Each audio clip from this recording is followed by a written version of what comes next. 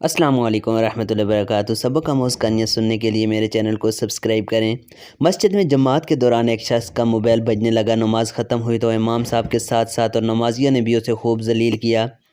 وہ شرم سے پانی پانی ہوتا ہوا باہر نکل آیا اور خود سے ہم کلام ہوا کہ میں آئندہ مسجد نہیں آؤں گا۔ کچھ دن بعد اس کے دوست اسے کلب لے گئے۔ وہاں اس کے ہاتھ سے گلاس گر کر ٹوٹ گیا۔ یہ منیجر کو اپنی طرف آتے ہوئے دیکھ کر ڈر گیا۔ منیجر نے آتے ہی اس سے پوچھا، سر آپ کو لگی تو نہیں؟ یہ حیران ہوا، اسے دیکھتا رہا اور مشکل سے نہیں کا لفظ منہ سے نکلا۔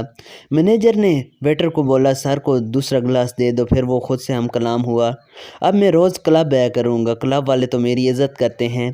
کیا ہم اپنے تلخ و ترش رویے نہیں بدل سکتے؟ کیا ہم دوسروں کو اچھائی کی طرف راغب کرنے والے لہجے نہیں اپنا سکتے؟ کیا ہم اپنے سے کم تر کو اچھے الفاظ سے نہیں مخاطب کر سکتے؟